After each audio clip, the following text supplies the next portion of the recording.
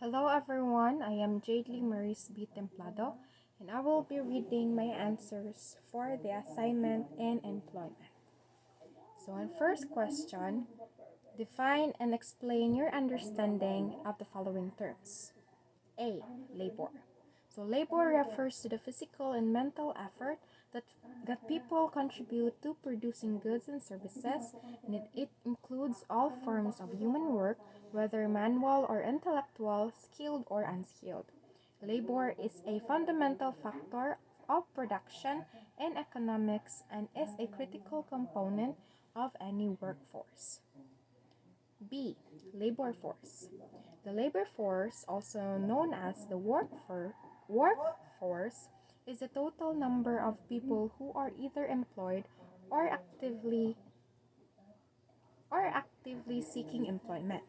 It represents the pool of individuals who are available for work and are willing and able to participate in economic activities such as working in jobs or businesses. Letter C. Employed. Some is considered employed when they have a job and are currently working for a pay, either as an employee, self-employed, or business owner. Being employed means that a person is actively engaged in productive work and earning income. This category also includes people on paid, vacation, or sick leave. Letter D. Unemployed. An individual is categorized as unemployed when they are not employed and are actively looking for a job. In other words, they are willing and able to work but currently do not have a job. Unemployment is an important economic indicator and can be measured in various ways, including through official unemployment rates reported by government agencies. Letter C. Underemployed. Underemployment occurs when a person is working but is not utilizing their full skills, education, or availability for work, resulting in a job that does not fully meet their financial or career aspirations. There are several types of underemployment. We have the involuntary part-time, overqualified, and low paid. So, letter F. Working age population. So the following are the working age population refers to the portion of a country's or region's population that is considered to be of working age, typically between 15 and 64 years old. It is the group of people who are expected to be available for and engaged in the labor force. This population is relevant when calculating labor force participation rates and employment statistics because it includes individuals who are too young and too old to participate in the workforce. The working age population is a key factor in determining the labor force size and composition in the economy. So number 2, give the formula of the following. Give the formula on how to compute the following. So letter A, employment rate. The employment rate measures the proportion of the working age population that is employed.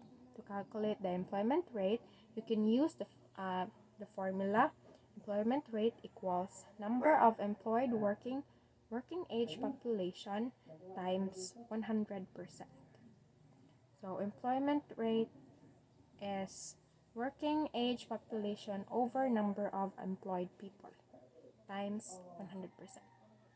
Because it is a rate, so it will be times to 100. So letter B, labor force. So to calculate the labor force, we use the formula labor force equals to number of employed people plus number of unemployed people. Next is the labor force participation rate. To calculate this rate, we have labor force participation rate equals to working age population over labor force times 100. Letter D, working age population. The working age population is the total population of individuals between a certain age rate, typically between 15 and 64 years old. There are no specific formula to calculate the following age population, as demographic data and government statistics such as census data determine it. So, unemployment rate. In calculating unemployment rate, we use the formula unemployment rate equals to labor force over number of unemployed people times 100. So number 3, enumerate and explain the types of employment. Number 1, full-time employment. Full-time employment typically involves working a standard number of hours per week, which is often 35 to 40 hours. Employees in full-time position are generally entitled to benefits such as health insurance, paid time off, and retirement plans. Number 2, part-time employment. Part-time employment involves working fewer hours than a full-time position, often less than 35 hours per week. Part-time employees may receive some benefits, but they are generally less comprehensive than the full-time employees. Number 30, temporary or seasonal employment. Temporary or seasonal employment is for a mixed and predetermined duration. It is often used to address temporary labor needs or to cover seasonal demand fluctuations. And last, contractual employment. Contractual employment involves working under a specific employment contract that outlines the terms and conditions of employment, including the duration of the contract, job responsibilities, and compensation. Number 4. Why do government try so hard to reduce unemployment? What are the effects of unemployment to its people? Now, governments try to reduce unemployment because high employment rates can lead to economic instability, increased demand for social welfare programs, poverty, income inequality, decreased consumer confidence, and negative effect on mental and physical health. Unemployed individuals may experience financial hardships, psychological distress, social isolation, reduced career prospects, health issues, loss of skills and productivity, social and family consequences, and increased crime and social unrest. So, lastly, number 5, explain the classical theory of employment by Adam Smith and the Keynesian theory of employment. So, the classical theory of employment and the Keynesian theory of employment are two different approaches to understanding how economies work.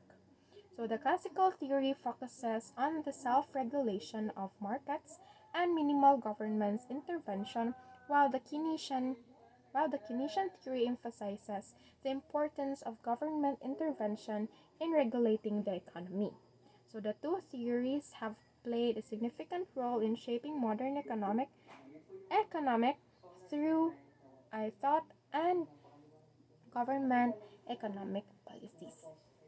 So that would be all for my answers and assignment in employment. Once again, I am Jadeley B. TEMPLADO, and thank you for watching.